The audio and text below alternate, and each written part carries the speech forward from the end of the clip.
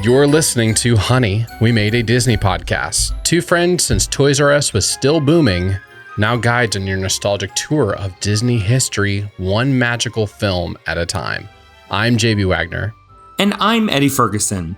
And on today's episode, we discover the complicated ways to go about killing someone as we review Snow White and the Seven Dwarfs. So please buckle your safety restraint and pull up on the yellow strap, because it's time to open the vault. Cue that Disney sound effect.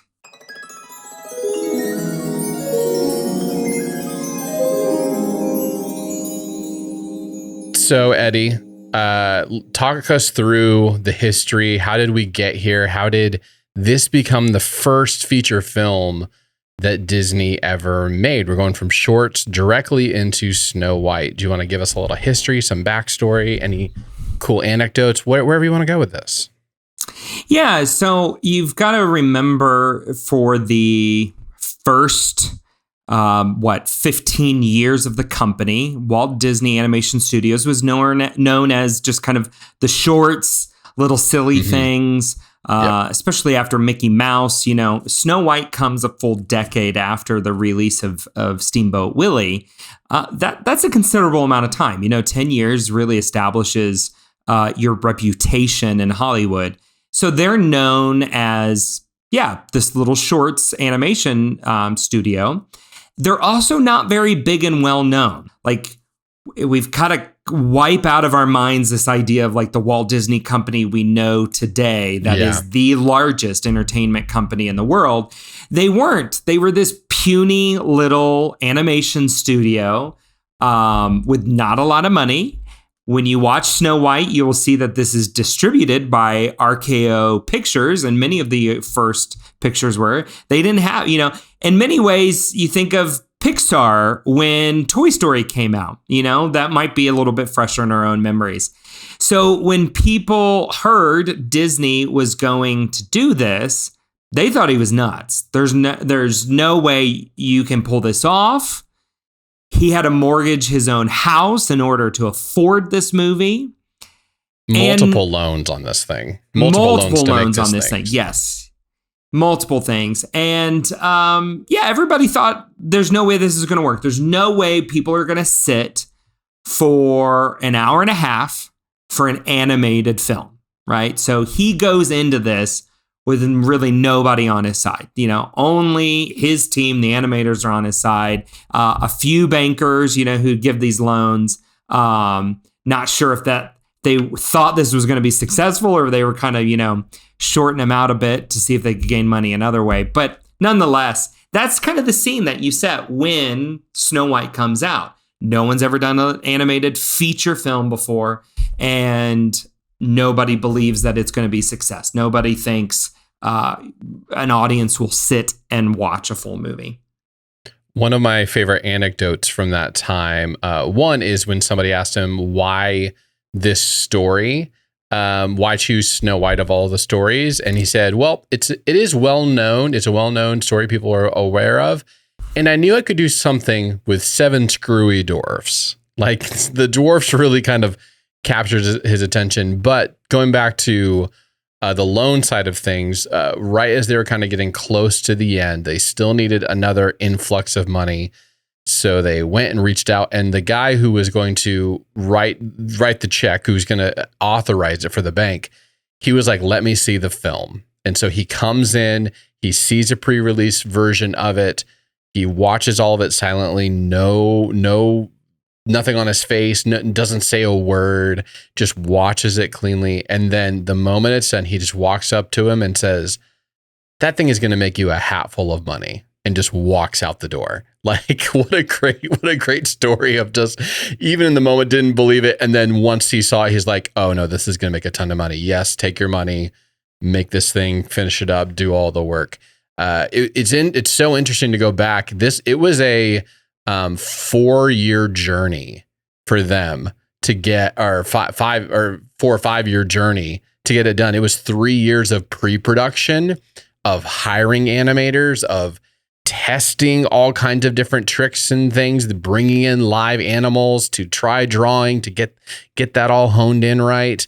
They didn't start. Started from 1933 through 1936, just doing all of that, expanding studio space, and didn't even start getting to actual principal animation till 36 and 37 when they finally released it. So you talk about a long period of time, of just like sharpening the axe before finally chopping down the tree. Crazy amount of time. And it shows just the forethought, the vision, the dream, dare you say. You know, I know those are all like very Disney terminology or whatever, but I think they've come with the legend that is now Walt Disney, in part for a reason, right? Like he saw something a couple of times in his career that nobody else could see, and that everybody else doubted him. You know, he had most people against him thinking that this wouldn't work, and it was a huge success. And he was able to make those steps necessary to make those things happen.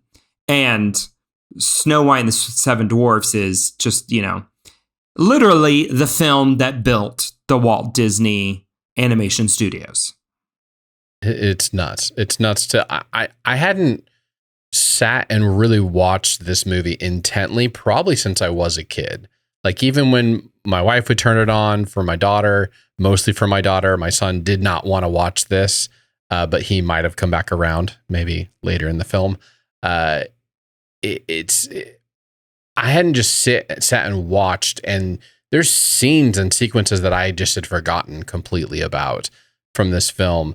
But it is such an impactful film of how it transitioned the company to the place where it became. And they had to create new inventions to even make this thing work, to make it feel cinematic at times. Even just that opening push through the woods to the castle. That was really done because of a brand new invention with the multiplane camera system, where it's not just here's a piece of paper and everything's drawn to it, but it's like layers and layers of glass and artwork and design to create this thing where you can kind of see it, where like branches might be going at one speed in front of you, but the actor or the character in the back is moving at a different speed and pushes and zooms and like literally moving from the pan from like her window in the castle up to the stepmother's window. It's very, they really put some cinematic thought into this, and some things that were only possible because of that multiplane camera invention. Yeah, isn't that a crazy thing? We often think of anime, or at least I do, I don't know, as animation as everything that I see on the screen existed on one piece of paper. One page, yep. Mm-hmm. And I think what Disney created here for Snow White, which is, of course, you know, it became the standard, is no, that couldn't be further from the truth. What you're looking at on the screen is many times multiple layers of art, and some sections being transparent so that you get that depth. And I wonder if that's what Disney saw that nobody else saw.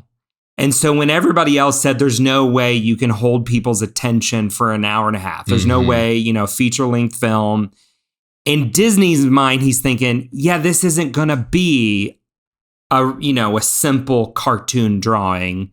This is going to be cinematic.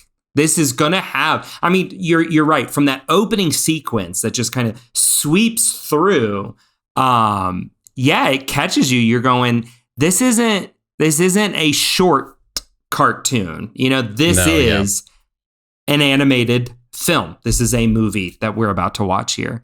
And he kind of had an inkling that it was possible that just in general people wanted more, because there's reports that he was in Europe traveling, vacationing, and he was watching people go to a theater to just watch 5 or 6 Mickey shorts, one after another, after another, after another. So just like the appetite for it was there, but you're right. Watching this, it's a massive jump from the shorts in the storytelling. There's actually is a story, like a thorough story all the way through that I kind of complained about last week from some of the shorts, but like but visually also, it's not just tricks and it's like a visual moving narrative visually on the canvas, like movement and concepts and stuff like that. That really does like what you expect from a film and not just shorts. I felt, even as I was watching this, I don't know if you felt the same. Just the literal animation felt different. Even thinking back to like the band concert and some of the Silly Symphony shorts that were color, so a little bit different than Steamboat Willie. Of course, we'd grown, but this even felt like, just from the animation, the artistic style, the art direction, felt different. The colors kind of had a cohesive palette to it, and it even those the production design rose to another level that you hadn't seen on an earlier, or at least I hadn't seen on an earlier Disney short. That kind of elevated this even more so. Some of the research that I found, they really took a lot of time with the dwarfs. There was a whole laundry list of potential dwarf names that they kind of played around with and threw around. But when you look at them, you can definitely tell these are very thought through characters. And when you kind of look at even Snow White, even the queen, and especially like Huntsman and the prince, they're not like, other than Snow White's like iconic, like the hair and stuff.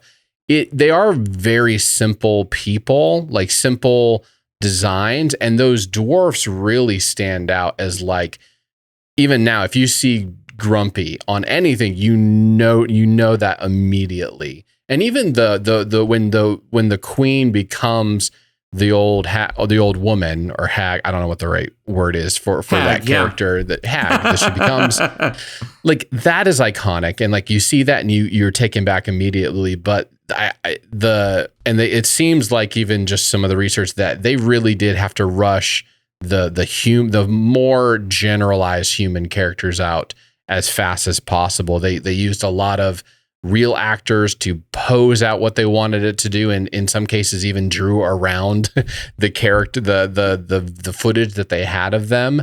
But man, those dwarfs really have very specific stylings, and all of them are so unique and different that you can tell that that's really where they spent a lot of their time on it. Well, and it's obvious, they changed the name of the fairy tale. The fairy tale is Snow White, but the film we get is Snow White and the Seven Dwarfs. Ooh, I think they you're right. They took a very intentional step of, let's highlight these very unique characters just as much as the fairy tale's titular character. Now we've got all 8 of them kind of serving as this is their film. This is really about them. And I got to say, like, that's what I was drawn into the most. Like, the sequences I enjoyed the most were the ones in the dwarf's cottage. Them trying to like wash up before dinner time is hilarious. It's so funny to me. It feels like a Mickey short. The physical gags. Yeah. The physical gags hold up, don't they? Like, that's my kids. I was watching this with them, and they are literally laughing out loud at some of the different physical comedy bits that happen in that moment, which just speaks volumes to it. That's where my son came back. He was kind of being forced to sit on the couch and have family time, and he was hiding his eyes at times because he didn't want to watch it. But the moment those dwarfs came on and they started doing all of their funny things and running into walls, and the washing scene for sure, that's when he was like leaned in. I'm engaged now. He was out completely, and then now those guys are here. And overall, for me, the movie picks up a lot once they are a part of the picture. Kind of up until they're washing the dishes with the animals, like singing, and even like it all is very kind of it didn't have much life to me, at least.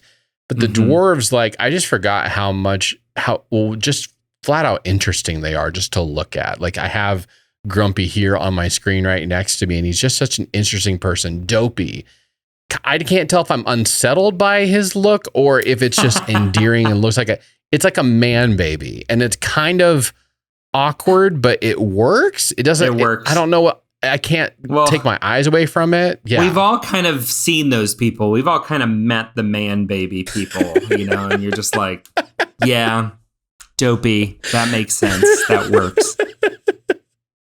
Eddie, if you had to come up with a dwarf, what would you do? Like, if you're gonna come up with your own dwarf to add the 8th dwarf, who would? Let's throw that out to you.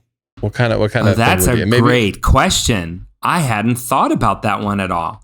Now, see, that's a hard question because that's one like I really want to think through. I really want to, percolate on and come up with a good one. There's almost a level of like Pixar's Inside Out, like because it's a lot about emotions and moods, like disgust and stuff like that. Could be one of them in here.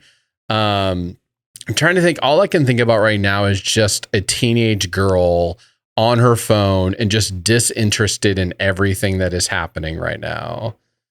There's just there's something about that because all of these are like different kinds of emotions, and bashful and happy and sad.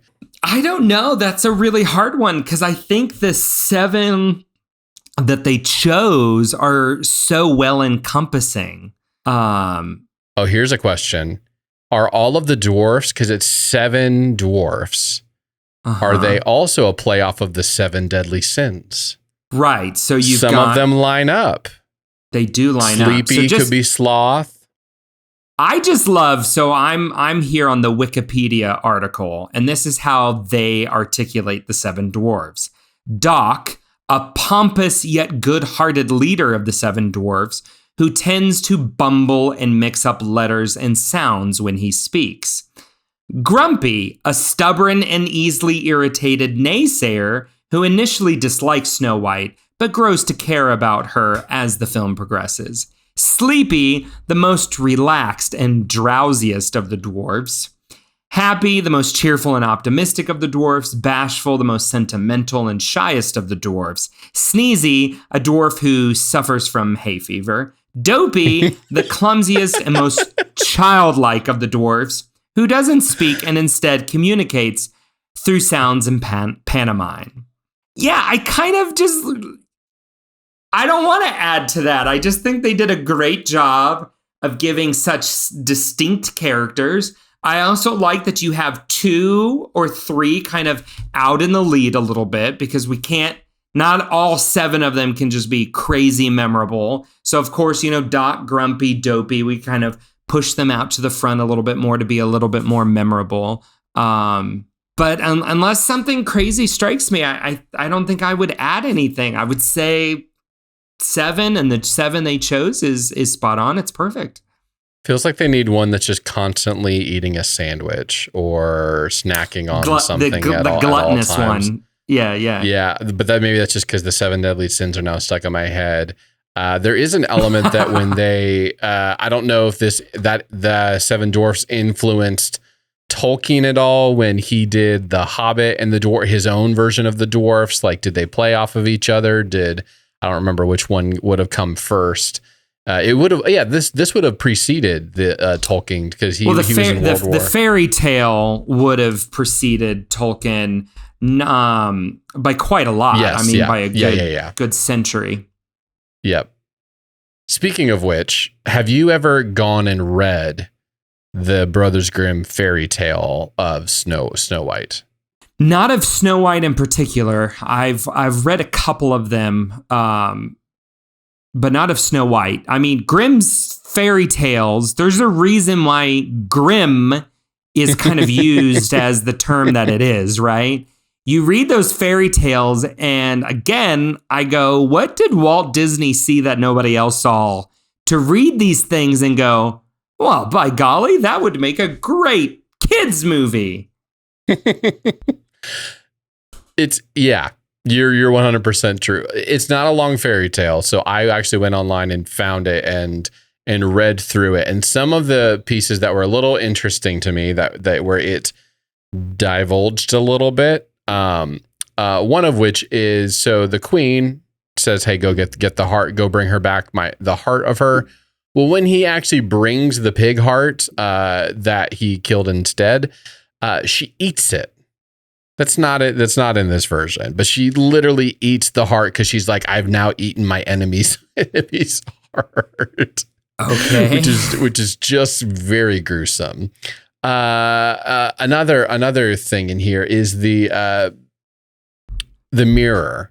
When she says, who is the fairest of them all? It's like Snow White is fairest, 1,000 times fairer. Like, he doesn't like mince words like, oh, it was a close second. He's like 1,000 times. Like, it's like you are dirt compared to this woman. I'm just like, wow, that's 1,000 times more fair. Okay, that's intense. There's no names for any of the dwarfs in the original, so I thought that was interesting, and maybe that's why Disney was able to take his own creative license and do whatever he wanted to. Oh, you're not going to give him names? I'll give him names. I have ideas for this. Another thing, she tried to actually kill her, not once, not twice, 3 attempted like murders here. Yes. First time she tries to strangle her with lace, like lace on the frills of a shirt. She like ties it around her and basically chokes her to death. That was really intense. But then the moment they cut the lace, then she can breathe again. Second one, this is the most random one. She uses a poisoned comb, like, to brush her hair. She's like, "Oh, your hair's so beautiful," and she combs it, and it then is stuck in her hair, and she's like dead. The moment they take the comb out, she's good again. It's like, okay, this isn't working.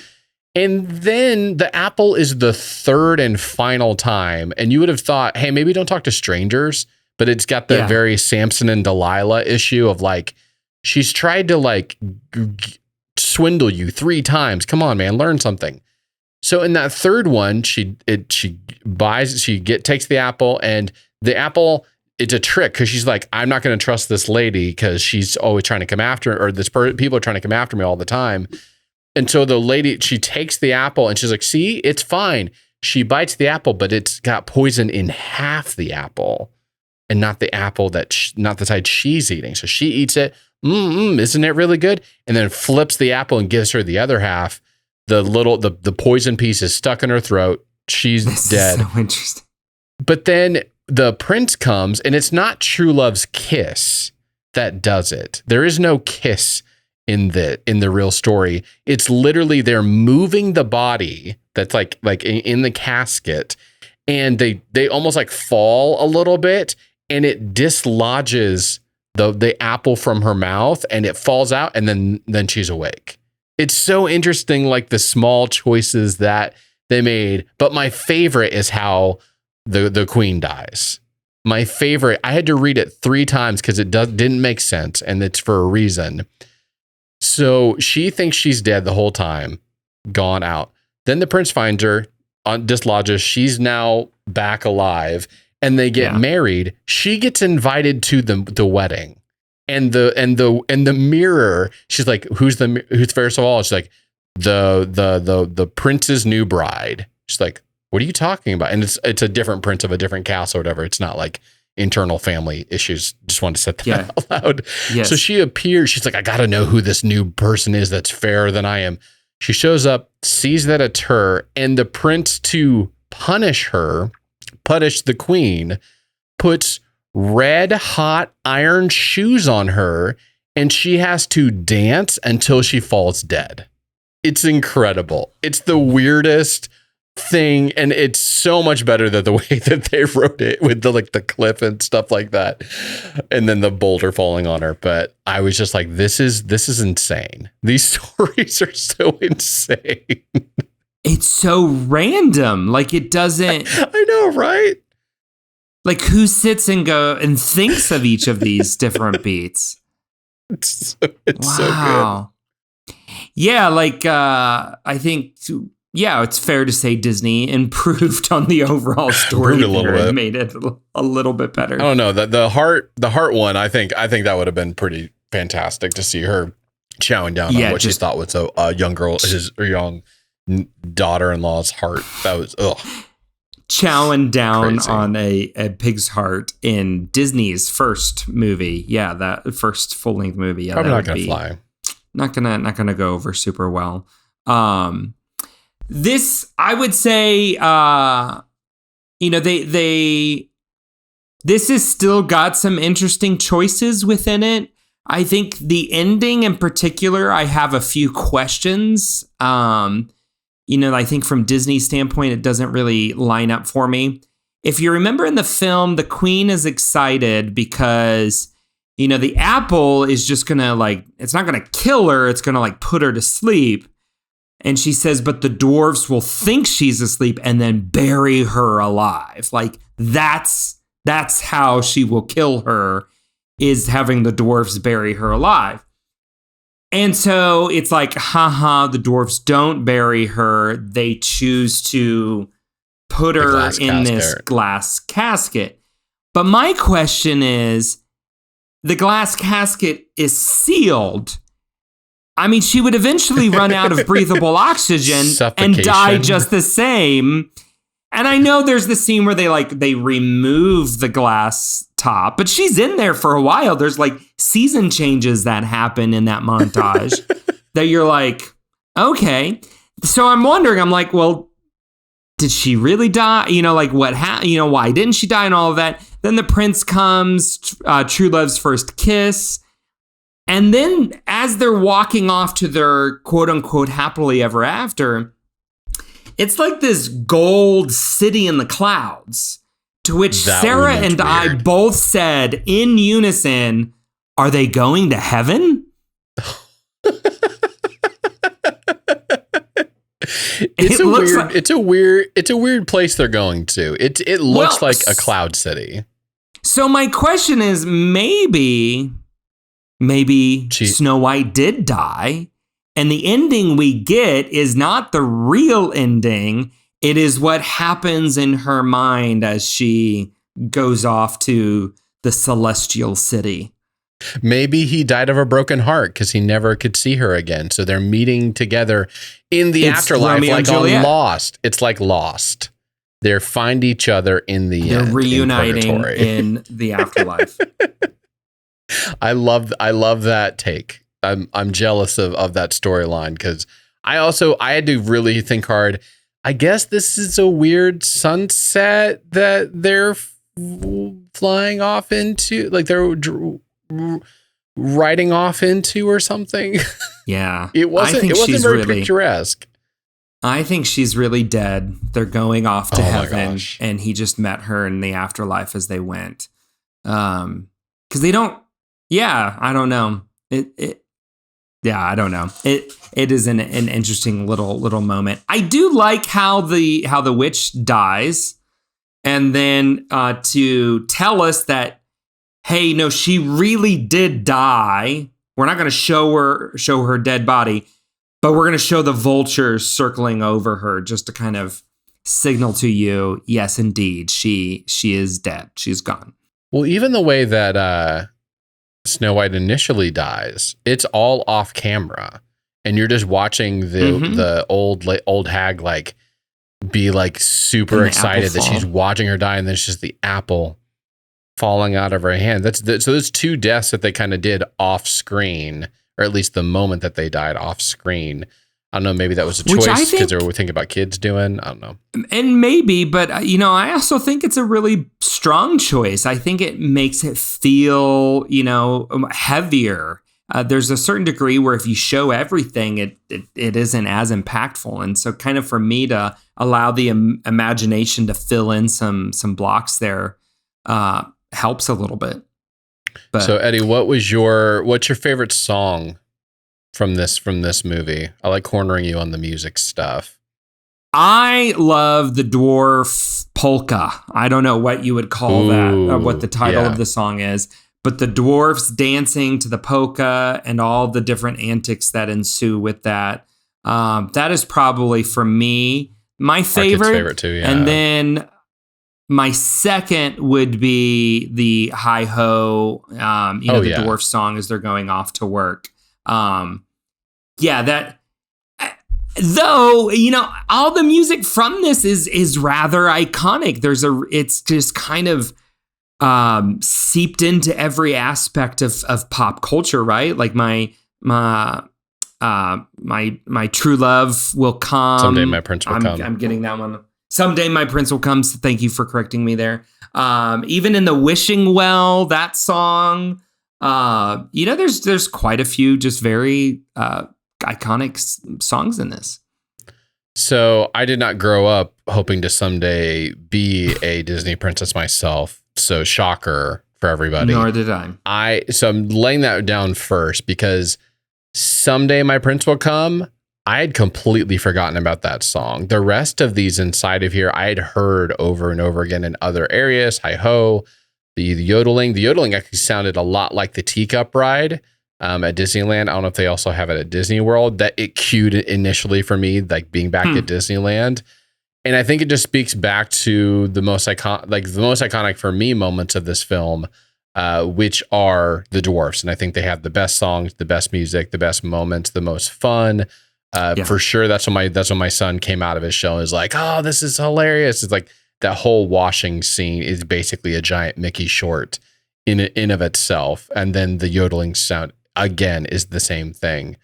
I just want to call out that I appreciate what they did for Grumpy's narrative arc in this story, taking him from this. Maybe it's just the part of me that has the skeptic that always wants to then come out myself. I don't know. Maybe this is therapy for me or something, but I love just where they took Grumpy to where it felt natural. It didn't feel like, oh, suddenly he's this great guy. It's like he was suspicious the entire time, but then he's grown to love her to the point where then now when he actually is right, he's like, I'm going to charge into battle to go help save her. So I appreciated seeing at least one character go through a kind of a nice little arc through there. He's probably the only character that has much of a change versus anybody else in here. But I enjoyed that piece of it. JB, tell us exactly how do you see yourself in Grumpy?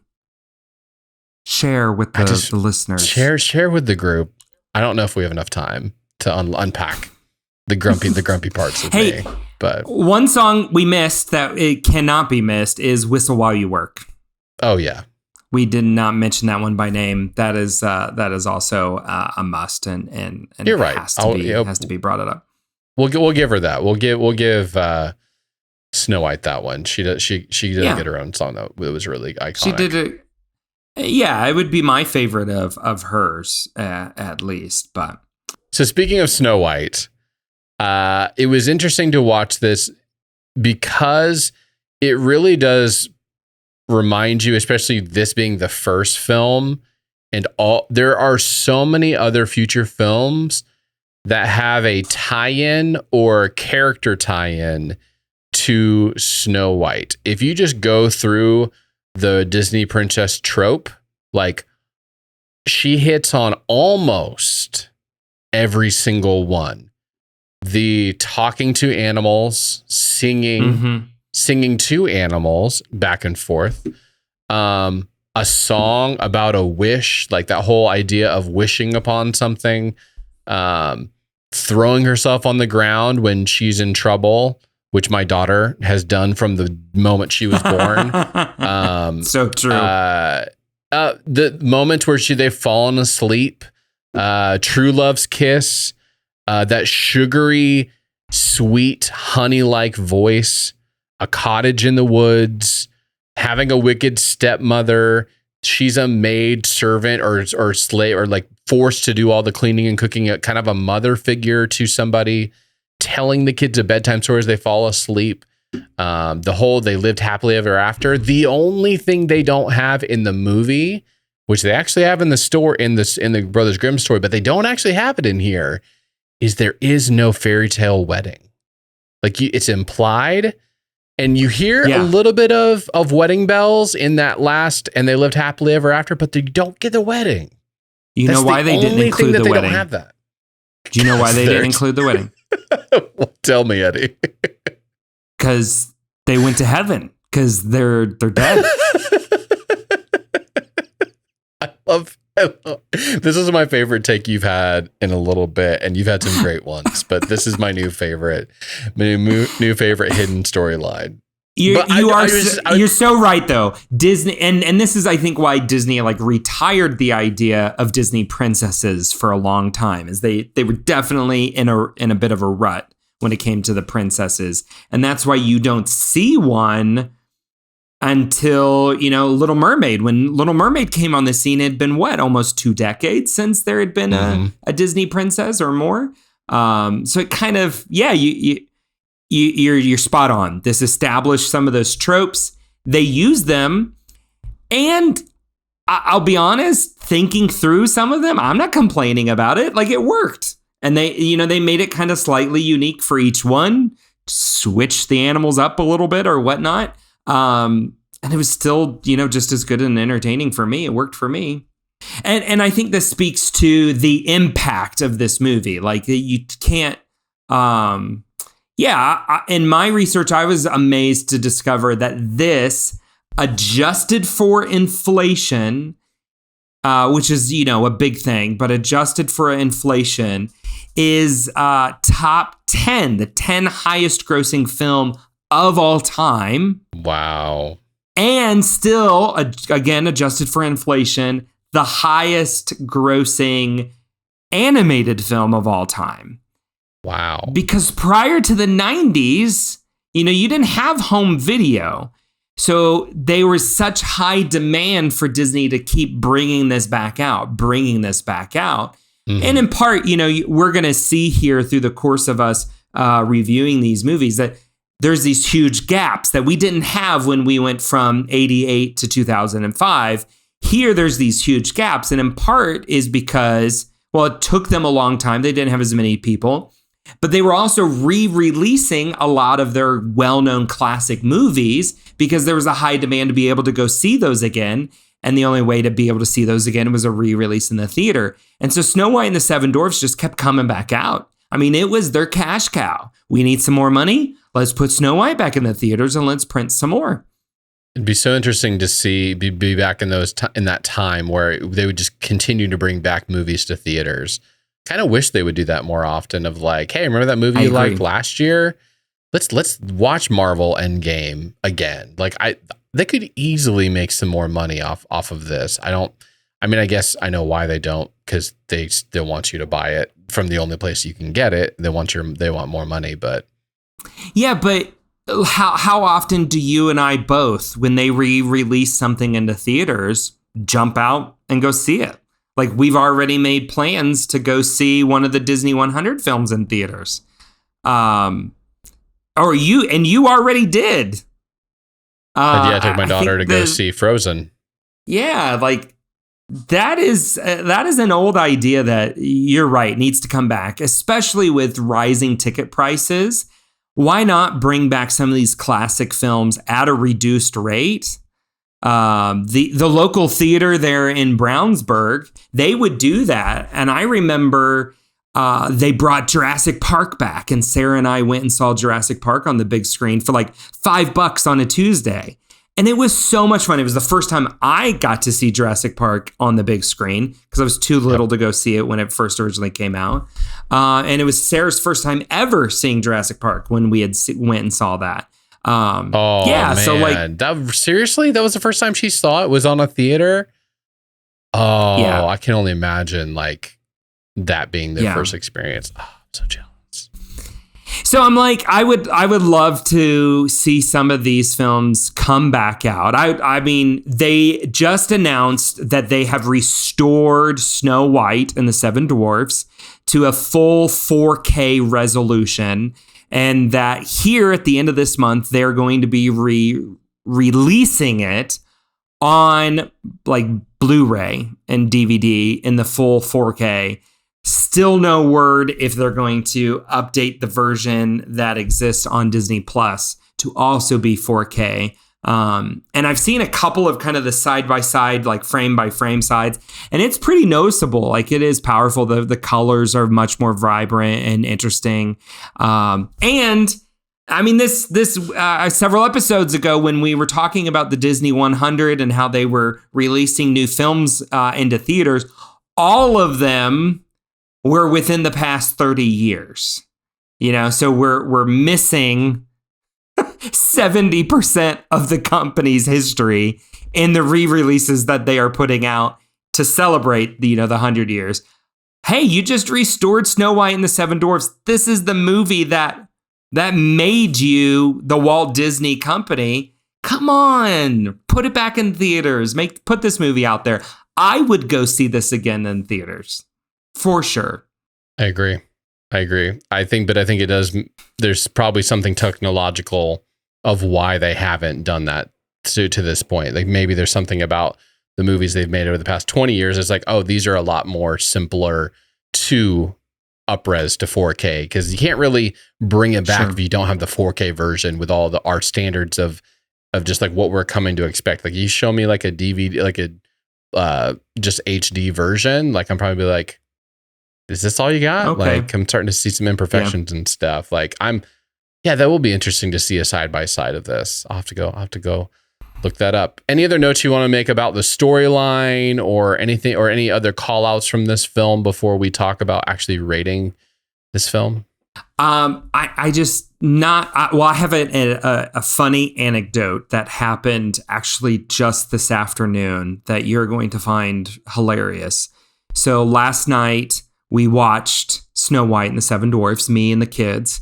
And then today we decided to decorate for fall. We love fall. We jump at the earliest chance to. We may have some decorations out too. Yeah. Good on you. So I'm like, what else do we need?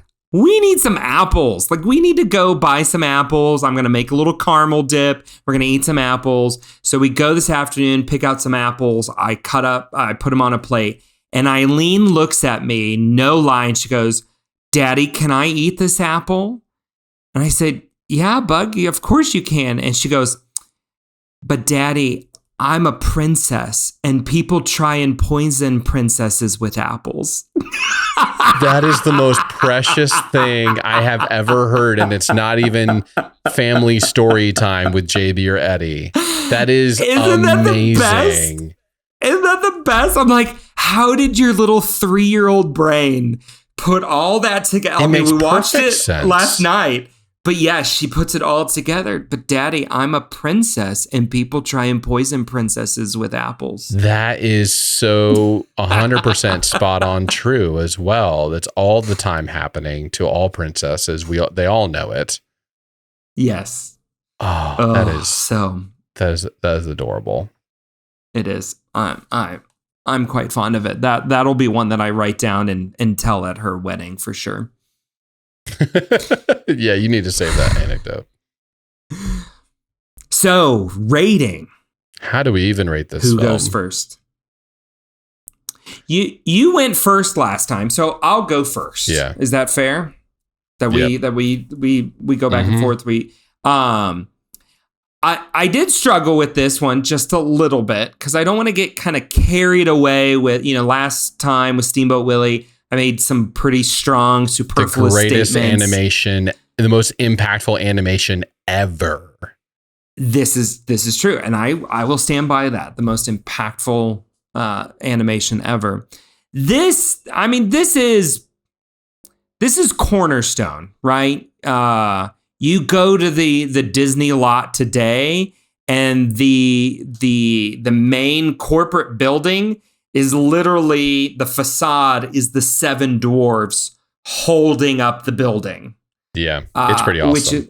Which is a pretty appropriate symbol for the significance of this film on the overall Disney company, and launches again a whole new subset of films with animated feature films. So I'm going to go all the way here. I'm going to say that this is essential, that this is one that should be watched, brought back out. I think it holds well.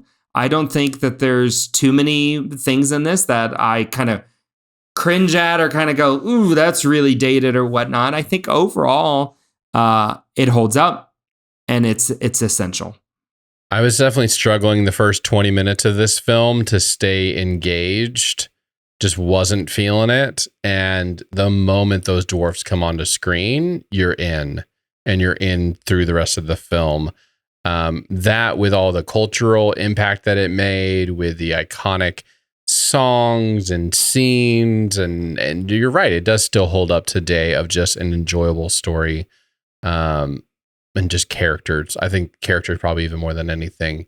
I think for that, I would definitely agree with you. That is a number 5. It is an essential Disney film. It's not just like this is one of the nice ones of like what we think about. Like this is a cornerstone piece.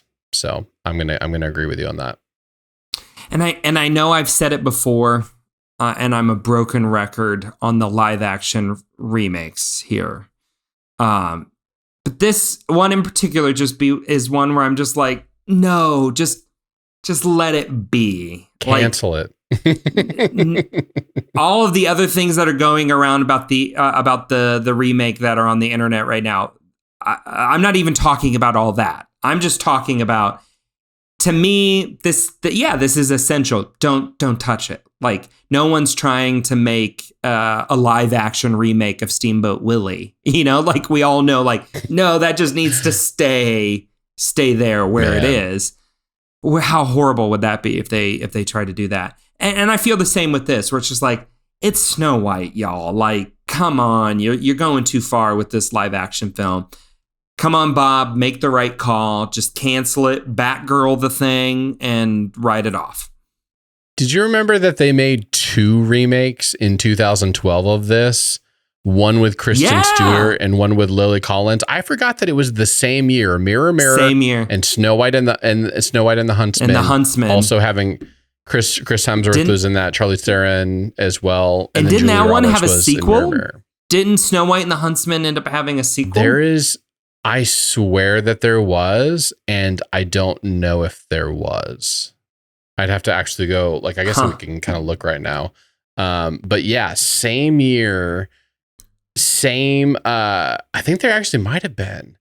Yes, Winter's War. There was a sequel. War. This is nuts. Yeah. 2016. I can't believe they made 2 of these with Kristen Stewart. It's just baffling to me that spent all that money. She was the it girl then because of the Twilight series. Charlize Theron was amazing as the Wicked Witch. For me, that was the highlight of those films. You had Julia Roberts as the Wicked Witch for Mirror, Mirror, if I remember correctly. And that one was a little more cheeky. The Mirror, Mirror was a little bit more kind of cheeky. But yeah, we didn't need 2 of them. Great word. Especially 2. That's what it is. It's perfect. Cheeky. It's a great way to describe it. Yeah, that is interesting that we got 3 of those films, and yet here we go again trying to crank out another one. It's like, come on, y'all. Like, let's just let this one lie. So, well, there you have it, folks. From both JB and I both, this Snow White and the Seven Dwarfs is essential. And now that we've filled you up on nostalgia, it's time for a bit of Disney news, JB. Very much a bit, because there hasn't really been much news. And for Disney, no news can sometimes be good news. But before we let you go, I just want to say, JB, I hope that you and your family, you guys have a wonderful week. It is good. I don't know that my daughter's going to have to worry about too many poisoned apples, because that was a precious story that you told. Mostly right now, I'm just hoping that my kids stop having phantom kid pains. My son has been saying my back hurts and has been holding his back at soccer practice. And then that's just a giant red flag. Like, you're way too young to be having anything. And we're just trying to figure it out right now. Is it growing pains? And then all of a sudden today, after having ice on his back, he like threw it off and he's like, I'm good again. I'm great. I'm healed. Like, basically saying he was healed because of the ice pack. So we don't know what's going on with them, but I'm hoping this weekend this extended weekend, we will not have to worry about any more phantom kid pains. If they persist, I have a dad hack for you. Ooh, what is it? Aloe vera. Okay, stay with me. Aloe vera, when we're going down the rabbit hole. when you put, I don't know if the last time you've put aloe vera on your skin, but when you first pull it on, it has like this cooling, like tingling effect. Yep. And so for kids, it deals with the mental whatever. And they're like, oh, wow, this is working on me. And it's aloe vera, right? So you're just like, rub it on. Oh, there we go. That'll help. And they just feel the cooling tinglingness. And then they're like, wow, thank you, daddy. Yeah, it doesn't hurt anymore. And it's aloe vera. So like you can put it on whatever part of their body they complain about hurting. You're just like, okay, well, daddy's got some lotion for that. Let me put it on there. And you just rub it on. And they're like, oh, wow, thank you, daddy. And they move on.